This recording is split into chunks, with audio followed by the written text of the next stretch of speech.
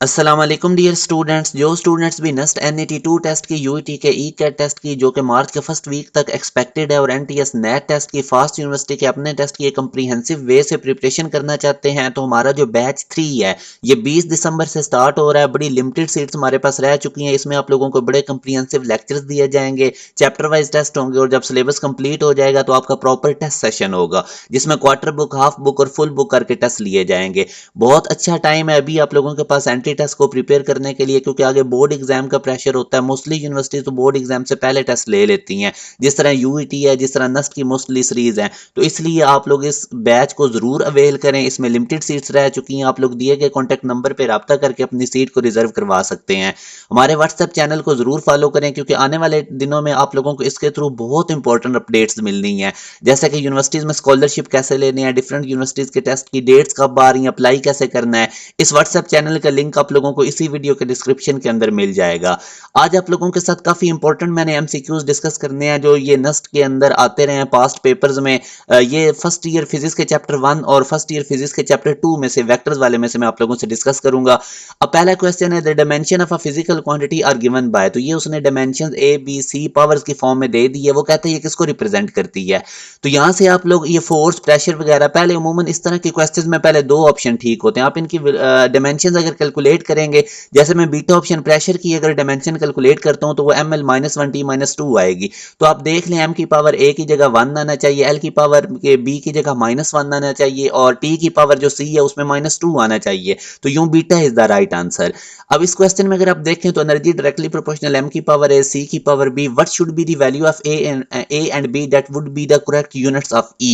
तो e अगर आप देखें, तो अगर आप इसका आप इसमें चेक करें तो e बेसिकली हमारे पास formula according to the Einstein equation होता है mc²। तो यहां से आप देख लें, m की पावर 1 है, c की पावर 2 है, तो a की पावर 1 होनी चाहिए, b की पावर 2 होनी चाहिए, जो कि alpha is the right answer.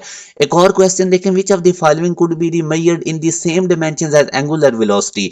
तो एंगुलर वेलोसिटी हमें पता है कि इसका यूनिट पर सेकंड होता है। तो डिके कांस्टेंट भी अगर आप देखें तो इसका भी यूनिट पर सेकंड होता है। मैंने नीचे इसका फार्मूला भी लिख दिया है, तो इन दोनों का डायमेंशन भी सेम होगा।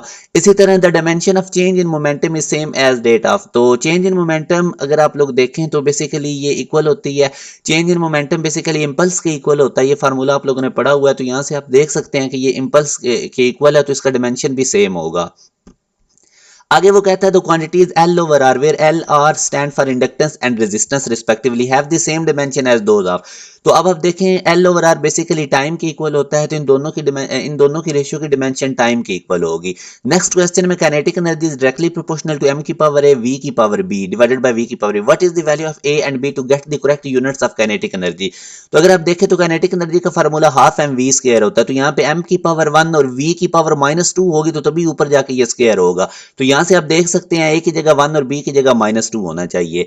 नेक्स्ट क्वेश्चन है कि the unit of movement of inertia, इसका फार्मूला देखें, mr², m का kg और r मीटर, तो kg मीटर स्क्वायर इसका हमारे पास आंसर आएगा, जो कि अगर आप ऑप्शन में देखें तो अल्फा ऑप्शन है।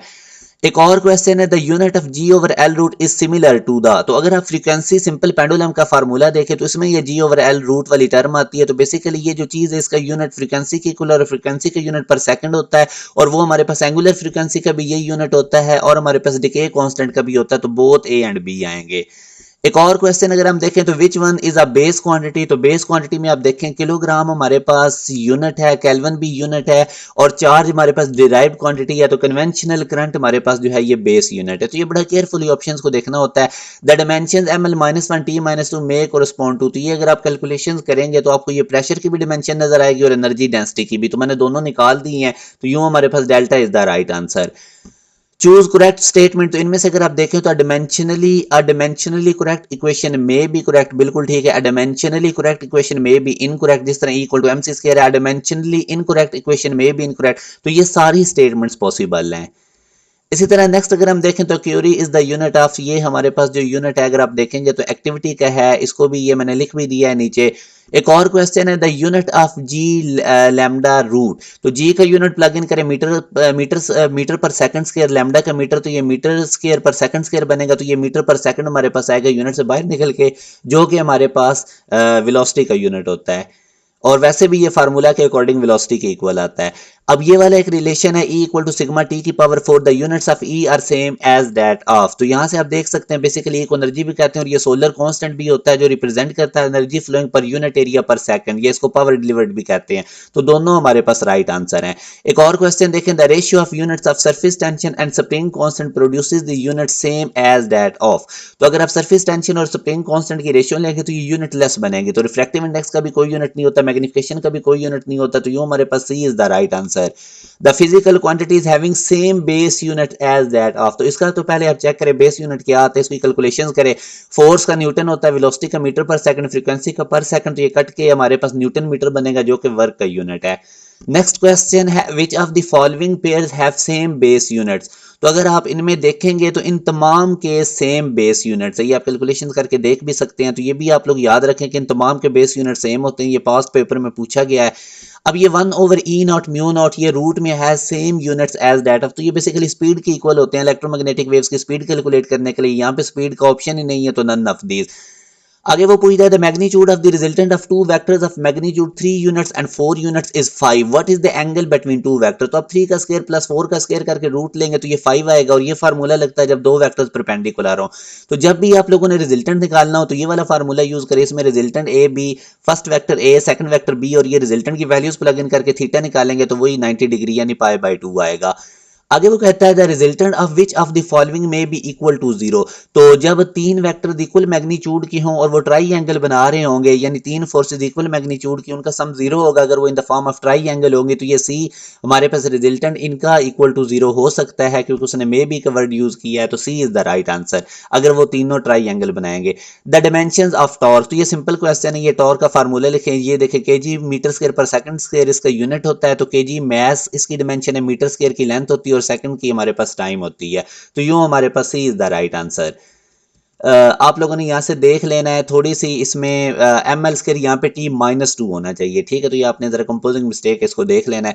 आगे वो कहता है the resultant of two forces of equal magnitude is also equal to the magnitude of the forces. जब दो वेक्टर्स का रिजल्टेंट उनके जब दो फोर्सेज या दो वेक्टर्स उनका जो इंडिविजुअल वो उनकी अगर मैग्नीट्यूड उनके रिजल्टेंट के भी इक्वल है तो तब दो वेक्टर्स में एंगल हमारे पास 120 डिग्री होता है। ये आप लोगों की एग्जांपल भी है बुक में, और ये मैंने इसकी कैलकुलेशन भी कर दी है, आप लोगों ने इसको देख लेना है। ये भी काफी इंपॉर्टेंट एमसीक्यूज है, पूछा गया है।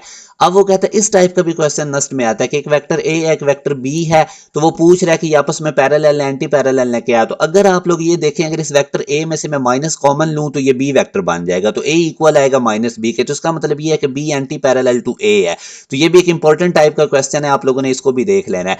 The resultant force of 5 Newton and 10 Newton can not be. तो मैक्सिमम इनका अगर सम निकालें तो 15 न्यूटन इन दोनों का रिजल्टेंट हो सकता है जब ये पैरेलल होंगे, और मिनिमम इनका रिजल्टेंट 5 न्यूटन हो सकता है जब ये एंटी पैरेलल होंगे। तो 5 से नीचे नहीं इनका रिजल्टेंट हो सकता और 15 से ऊपर नहीं हो सकता। तो ये 4 चूंकि 5 न्यूटन से बिलो जा रहा है तो ये इनका रिजल्टेंट नहीं हो सकता। अब वो कहता है A cross B B cross A की इक्वल है, तो angle between A and B क्या होगा। तो इसका मतलब ये है कि इनके दरमियान एंगल या तो 0 डिग्री होगा या 180 डिग्री होगा, क्योंकि दोनों केसेस में नल वेक्टर आएगा। तो उसी केस में ये इक्वल हो सकते हैं, अदरवाइज तो आपको पता है कि ए क्रॉस बी इक्वल होता है माइनस बी क्रॉस ए के। तो यूं हमारे पास 0 degree is the right answer. नीचे ये मैंने एक्सप्लेन भी कर दिया है। आगे वो कहता है the magnitude of cross product of two vector is equal to the dot product. अगर मैग्नीट्यूड वो कह रहा हो ना क्रॉस डॉट के कब इक्वल होगी तो वो 45 डिग्री पे है, ये मैंने निकाल भी दिया है। अगर वो सिंपल कहता है कि क्रॉस प्रोडक्ट डॉट प्रोडक्ट के इक्वल कब होगी तो वो पॉसिबल नहीं है। तो आपने केयरफुली देखना है कि वो पूछ आप लोगों से क्या आ रहा है। तो ये काफी इंपॉर्टेंट एमसीक्यूज मैंने नस्ट के हवाले से आप लोगों से डिस्कस किए हैं। फिजिक्स 11 फिजिक्स चैप्टर 1 और 2 में से जो हमारा बैच है ये 20 दिसंबर से स्टार्ट हो रहा है, जरूर इसको ज्वाइन करें। इसमें आप लोगों को 2.5 मंथ में फुली प्रिपेयर कर दिया जाएगा, और अभी आपके पास टाइम बहुत अच्छा है। आगे चल के बोर्ड के एग्जाम का प्रेशर होता है, बिलीव मी आगे स्टूडेंट्स पे बड़ा प्रेशर पड़ता है और वो प्रॉपर वे से फोकस नहीं कर पाते, फिर इस वजह से उनको गैप ईयर और इस तरह लेने पड़ते हैं अच्छे यूनिवर्सिटीज में एडमिशन के लिए। तो अभी राइट टाइम है, अभी आप लोग डिसीजन लेंगे। जो 20 दिसंबर वाला बैच है लाजमी इसको ज्वाइन करें, क्योंकि आगे वाले आप लोगों के ऊपर बोर्ड एग्जाम का और बाकी कुछ यूनिवर्सिटीज के टेस्ट इकट्ठे आ जाते हैं, जिस तरह फास्ट प्यास जीकी वगैरह। तो अभी बहुत एक अच्छा टाइम है, सीट्स भी अभी हमारे पास अवेलेबल हैं। इस दिए गए कॉन्टैक्ट नंबर पर रब्ता करके जितना जल्दी हो सके अपनी सीट रिजर्व करवा लें। अपना ख्याल रखिएगा, अल्लाह हाफिज।